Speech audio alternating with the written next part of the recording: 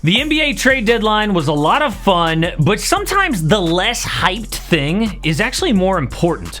For example, I am here talking to you, but behind the scenes are Philippe with the thumbnails, David editing, plus Andrew who helps with ideas. The AM Hoops team is the real MVP.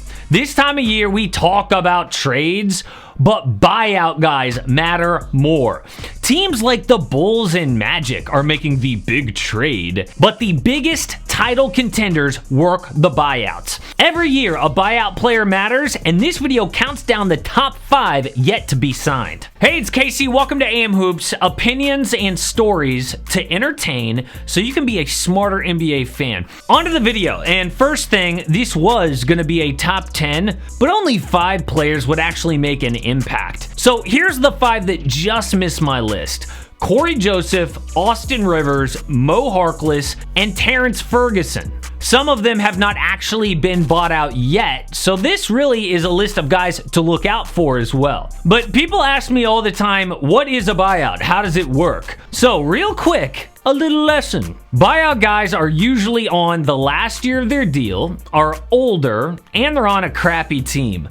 The team agrees to let them go, but he's got to pay. For example, LaMarcus Aldridge gave back $7.25 million of the $24 million total he was owed this year. That saves the team money, and the player gets to be a free agent, pick his next team. Blake Griffin gave back $13.3 million of the total $75 million for this and next season. Andre Drummond was not reported. April 9th, by the way, is the cutoff date for buyout players to be in the playoffs. Now, before we get to the actual top 5 of buyout guys maybe still out there, settle down about the Nets, please. People are talking like they've already won the title. I mean, if you weren't this crazy before they signed LaMarcus Aldridge and Blake Griffin, then shut up. I love what Blake actually recently said about this. Basically, people are telling me I suck all year, and now they're saying this isn't fair. Ridiculous. Now, Blake has looked good, some of his bounces back, but neither he or LaMarcus Aldridge is a game changer.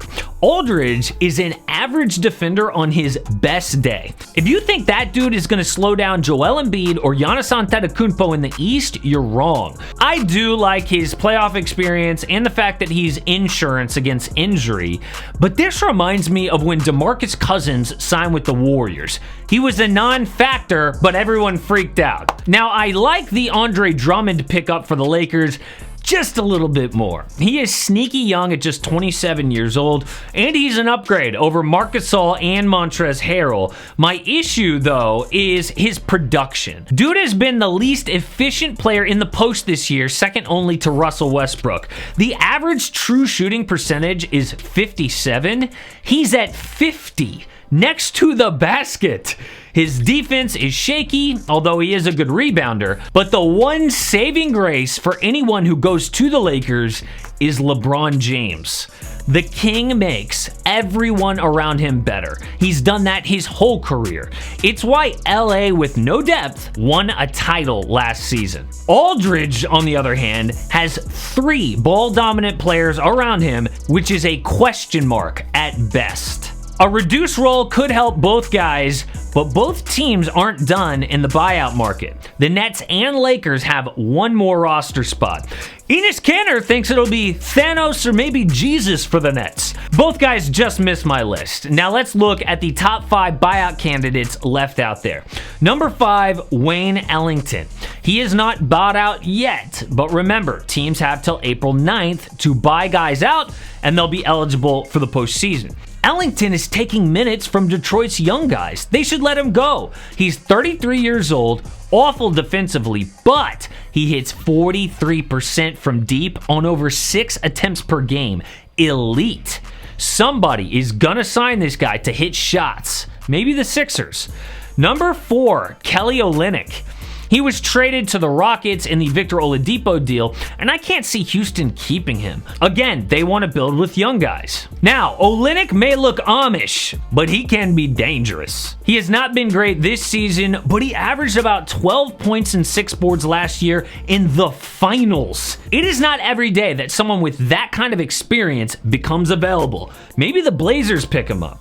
Number 3, Hassan Whiteside. Reports are out there that DeMarcus Cousins to the Celtics may happen, but at this point, considering health, I would go with Whiteside. His numbers are down this year, playing a lot less in Sacramento, but if they buy him out, he might be their number 1 guy in the postseason with 10 years in the league. I love Robert Williams. Time Lord is probably the most talented, but he is still learning and easily gets in foul trouble. Whiteside is 1 year away from averaging a double-double for 6 straight seasons. But number 2 is Avery Bradley. Again, not bought out, but like Olynyk, he is a vet on the young Rockets coming over from the Oladipo trade. Houston should let both these guys play for a ring. Bradley opted out of the bubble, so he didn't earn a ring with the Lakers, but now is his second chance. Reports say that LA wants a 3-and-D perimeter player, and Bradley is the best option available. But number 1, Otto Porter Jr. on the tanking Magic, and he's so good he might win him a game, so they should let him go. Porter is the clear number 1 guy of the buyout market left. He was the number 3 pick in the 2013 draft, still just 27 years old. Porter's hitting, right at his career, 40% from deep. He normally averages in the mid-teens in terms of points. He's got a high basketball IQ. Every franchise will want him, so it's anyone's guess where he goes. Probably, though, the Lakers. So keep your eye out for when these guys get waived and where they sign. Because it's not always the most talked about thing that matters most, like the Nikola Vucevic trade. It is the less hyped buyout guys, like this top 5, that make a difference in the playoffs. 2 videos. One of them you have to watch. It is why LaMelo Ball owes everything to his brother Lonzo Ball. And I literally prove it in this video. Let me know what you think. Number 2 is our mock draft 1.0.